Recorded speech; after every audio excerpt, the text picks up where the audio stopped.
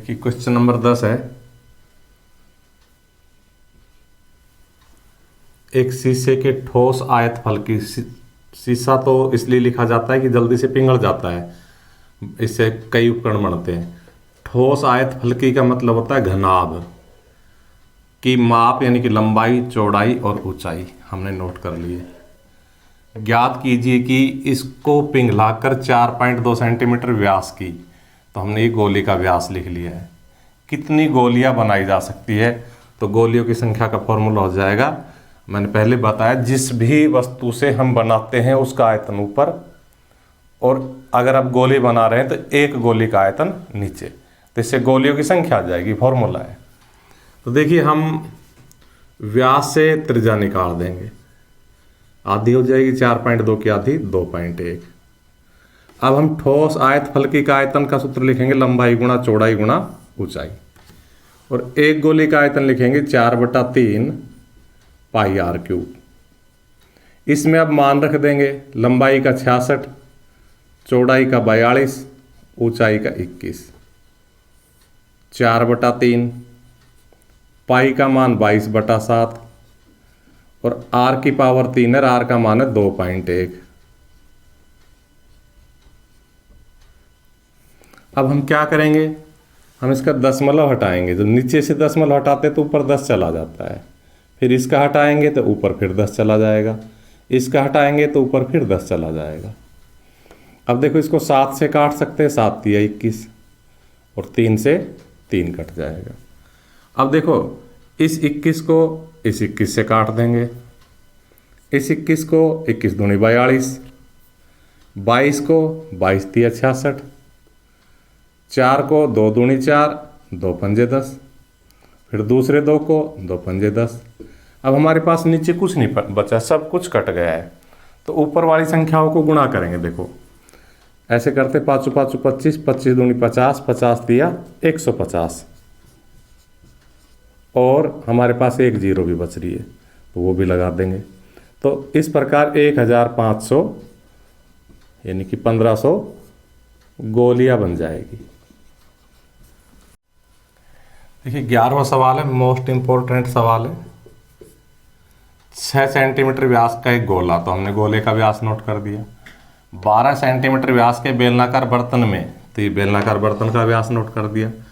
बर्तन में जिसमें पानी है डाला जाता है, यानी उस गोले को इस प्रकार से एक बेलनाकार बर्तन में डाल दिया, इसमें कुछ पानी भरा हुआ है, और अब इसमें एक गोला डाल दिया, ऊपर से गोला उठाया और यहाँ डाल दिया। जैसे ही गोला डालेगा ये पानी ऐसे गोले के बराबर आयतन का ऊपर उठ जाएगा।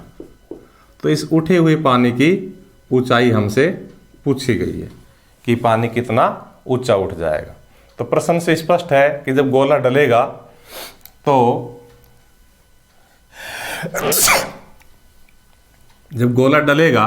जो गोले की जगह जितना पानी ऊपर चढ़ जाएगा, अर्थात गोले का आयतन और चढ़े हुए पानी का आयतन बराबर होगा। तो हम लिखेंगे अकॉर्डिंग टू क्वेश्चन चढ़े हुए पानी का आयतन बराबर गोले का आयतन।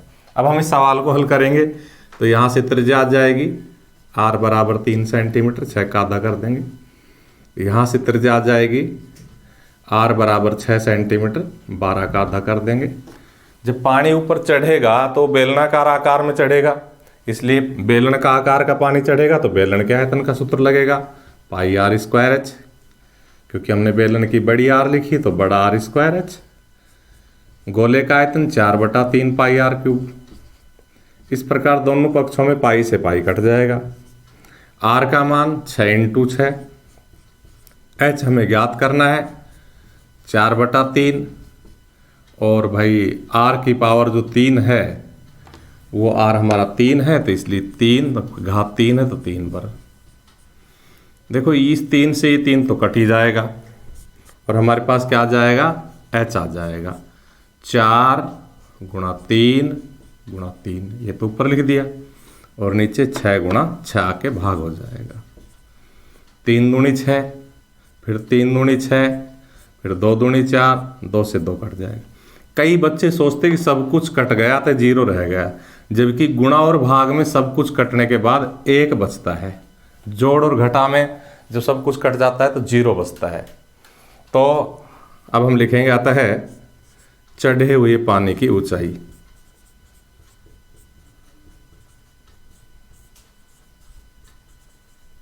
बराबर 1 सेंटीमीटर। आंसर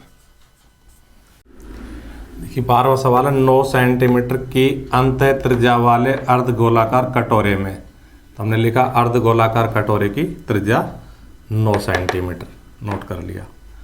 एक द्रव भरा है, इस द्रव को 3 सेंटीमीटर व्यास और 4 सेंटीमीटर ऊंचाई के, तो ये व्यास लिख लिया 3 सेंटीमीटर, ऊंचाई लिख ली 4 सेंटीमीटर, छोटे छोटे बेलनाकार बर्तनों में भरना है। ज्ञात कीजिए कटोरे के पूरे द्रव को भरने के लिए कितनी बोतलों की आवश्यकता होगी, कितनी बोतलों की आवश्यकता होगी। तो हमने मान लिया मानव बोतलों की संख्या बराबर n। अब इन n बोतलों में ये सारा द्रव भर देंगे तो इन n बोतलों का आयतन बराबर क्या हो जाएगा, कटोरे का आयतन, क्योंकि यही द्रव इसके अंदर भरा गया है। तो इनमें जब भर देंगे तो खत्म हो जाएगा तो इन बोतलों की संख्या जो भी है उन बोतलों में सारा आ जाएगा। तो इन सभी बोतलों का आयतन बराबर कटोरे का आयतन। इस प्रकार से हमने सवाल पढ़ते गए, इन चीज़ों को नोट करते गए। यहाँ से त्रिज्या निकलेगी 3/2, क्योंकि 3 का आधा 3/2। और अब हम फॉर्मूला लगा देंगे, क्योंकि बोतल बेलनाकार है इसलिए πr²h, कटोरा अर्धगोलाकार है इसलिए 2/3 πr³। पाई से पाई कट जाएगा, मान रख दो n, r का मान 3/2 और घात 2 है इस पे इसलिए 2 बार, और h का मान 4 बराबर 2/3 और r का मान है 9। तो 9 × 9 × 9, क्योंकि घात 3 पर है। अब देखो यहाँ से 2 दूनी 4, 2 से 2 कट जाएगा, यहाँ 3 तिया 9। अब देखो हम क्या करेंगे, हम लिखेंगे n बराबर 2 × 9 × 9 × 3।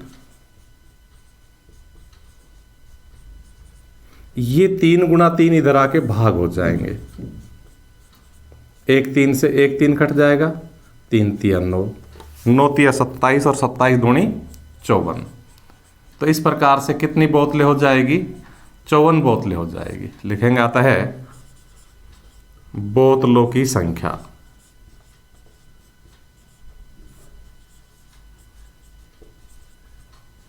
बराबर 54 बोतलें। आंसर